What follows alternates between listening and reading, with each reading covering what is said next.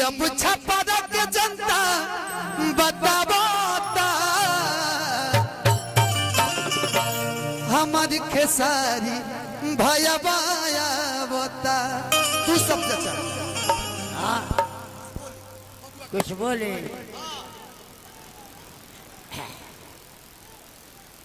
बोली बोली छठी मैया की याद मालू भुलाइल खललू। हाँ 2 नंबर, हाँ 2 नंबर पर है लमटेरिया जल भी आई हमने के खानदानी पुरल का हो तो पुरल का भुलाए के नहीं थे बाबू। एकरा के ध्यान करे लोगी नंबर याद रहे के चाहिए। ठप्पा लागे तो वही जगह लागे तो जगह पर लागे। होटल हमने पढ़ुआ आदमी है कॉलेज नहीं खे नॉलेज से रोवल के सामने खड़ा बानी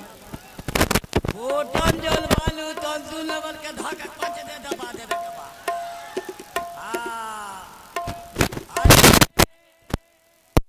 जहिया खेसारी के वो जिले से अपन क्षेत्र बन जाए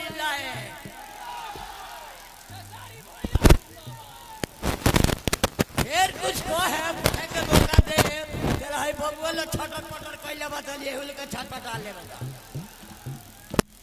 एक बार जोरदार ताली बजा के चाचा के लिए स्वागत कर दीजिए। आदरणीय हम सब ताली बजा के धीमे दिखाएंगे और दे कि अब छपरा के जनता अरे बतावता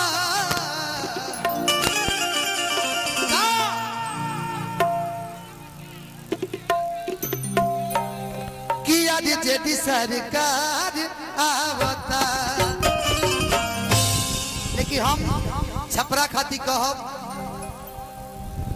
और आप सबसे विनती बानी हो रहा बार जी बा कि अब की बार हमारे बड़ भाई खेसारी लाल यादव जी खाती 6 तारीख के आवेला समय में ईवीएम के क्रमांक संख्या 2 पे बा लालटेन छाप तो लालटेन छाप पे बटन दबा करके मेरी छपरा के विधायक के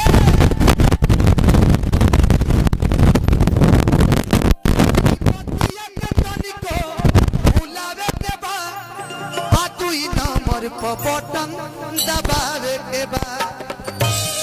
खेसारी भैया के विधायक बनावे के बाद 2 नंबर पर बटन दबावे के बाद 1 2 3 4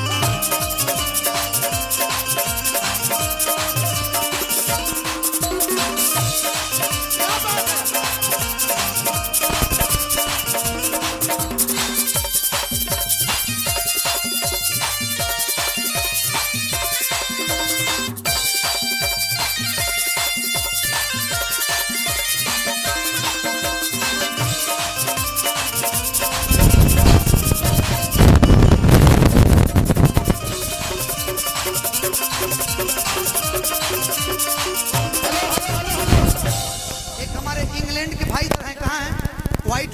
मैन किधर है? हमें दिख रहे थे इधर आइए। Hello England man, come here my dear, come here, come इधर आओ, इधर लेके उनको लेके जाइए। देखिए हमारे बीच में खेसारी जी के सपोर्टर में एक इंग्लैंड से हमारे भाई आए हैं, उनको बुलाई नहीं कर, आ जाइए प्लीज माय डियर कम हियर। अच्छा ठीक, म्यूजिक से स्टार्ट 1 2 3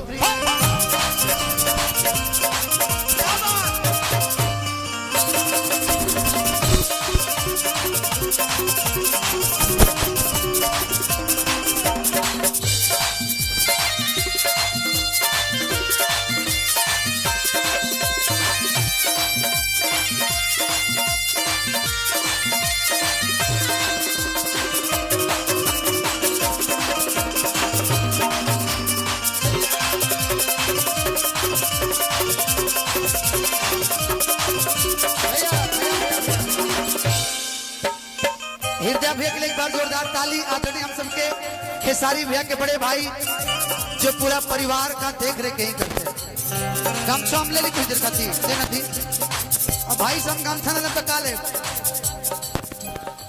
कि अब छप्पर के जनता बतावाता अब छप्पर के जनता बतावाता कि खेसारी भैया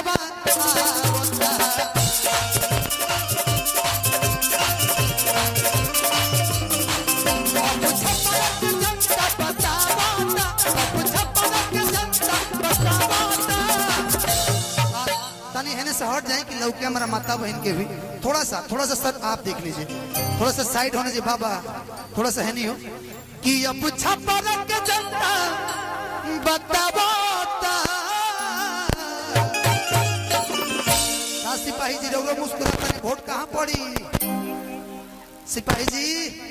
रहुआ दे हम लेकिन मलकैनियों को कह दे तो मलकैनो दे दिया वही जाओ कि अब छप्पर के जनता बतावाता तब चाची ए मौसी दांत तो टूट गई बता वोट कहाँ दिया हाँ तू हंसत तो लागत है कि 2 नंबर पर दे वोट हाँ वही जदी हो कि अब छप्पर के जनता बतावाता खेसारी भैया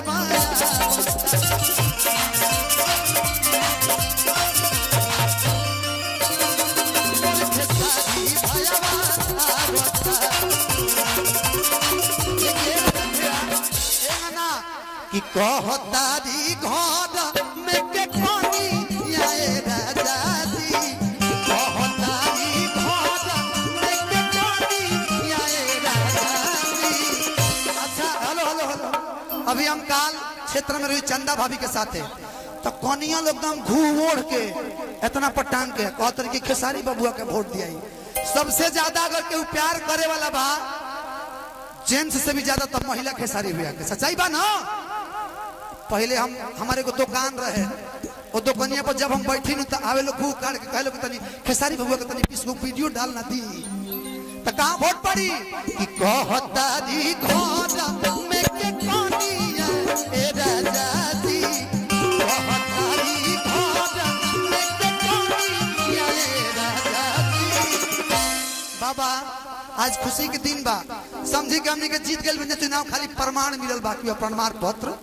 प्रमाण पत्र मिल जाए जहिया 6 के बाद 14 हमने के मिल जाए रिजल्ट कि कहतारी घर में के कनिया ए राजा जी कहतारी घर में के कनिया ए राजा जी तो सबका से पहले ललटेरिया ए राजा जी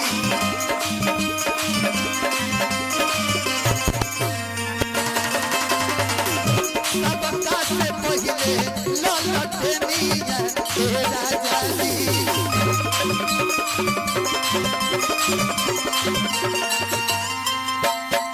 कहतारी घर में के कनिया ए राजा जी कहतारी घर में के कनिया ए राजा जी सबका से पहले ललटेरिया ए राजा जी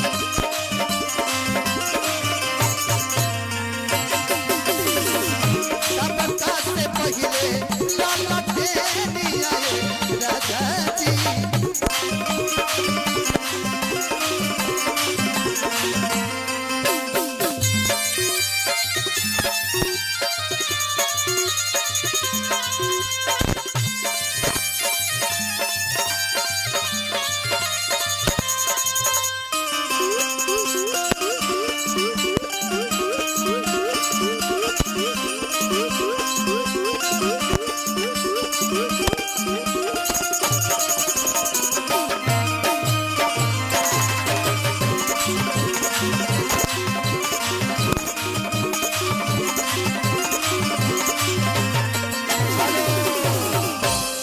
समाजवादी पार्टी से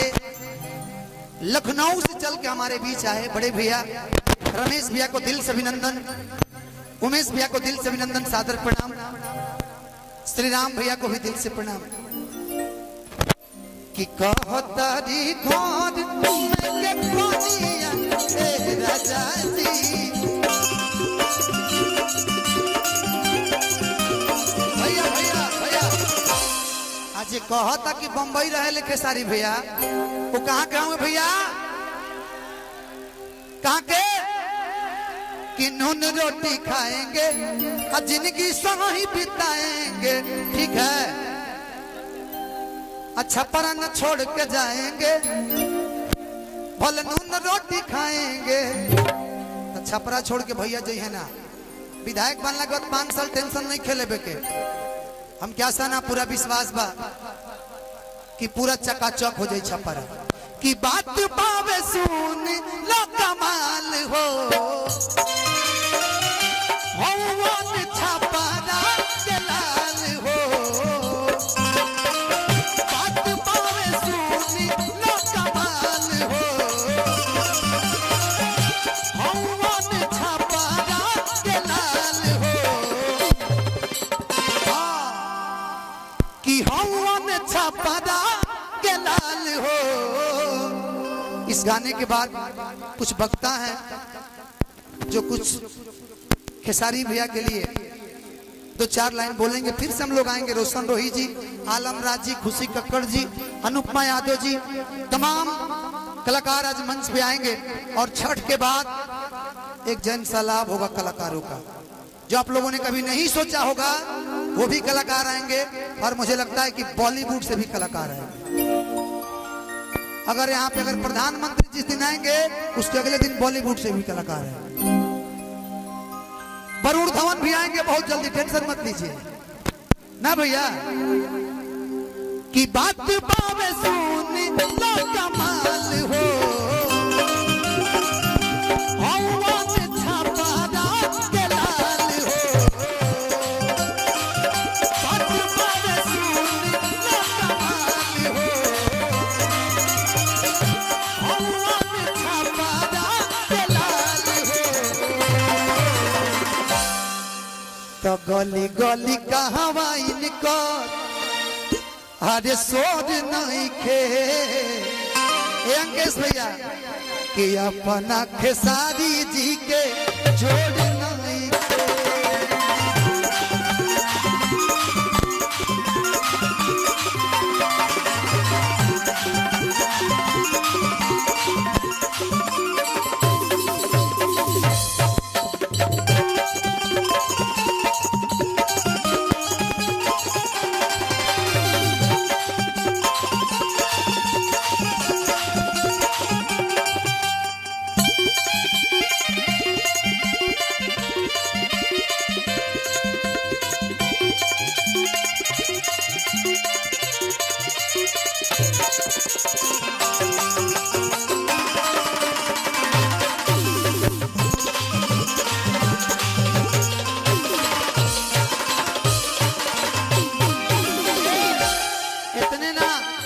जितना भी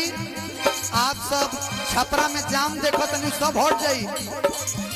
अइला के बाद का होई आ विधायक बनला के बाद का होई जानता नहीं जीती है तो गली गली रोड बनवाई है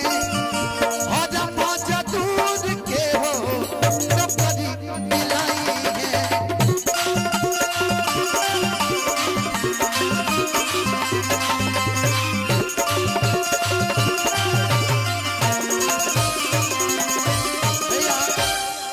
इसका लेवल वो थोड़ा सा कहीं नहीं उठाए कम काय करते हम साड़ू भाई कि जीती है तो गली गली जो बनवाई है हजम दूर के विकास दिलवाई है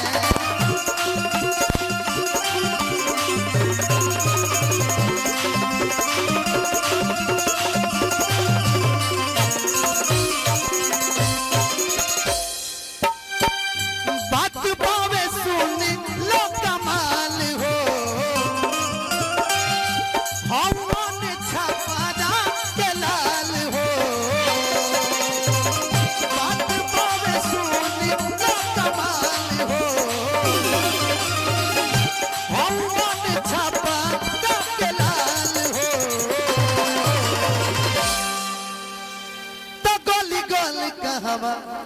इनकर सोर नहीं खे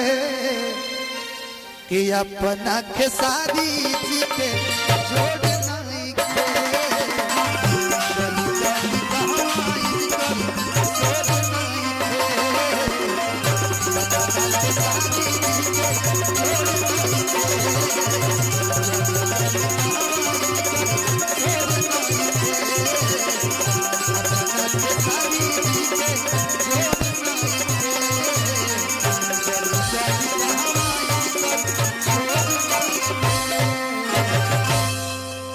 अच्छा 1 मिनट का हम समय ले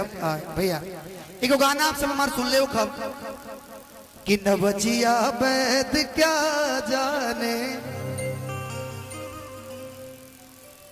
मुझे ललटेन की बीमारी है अब की लालटेन के बारी है हो छपर में भैया खेसारी है। तो आइए बहुत बहुत धन्यवाद।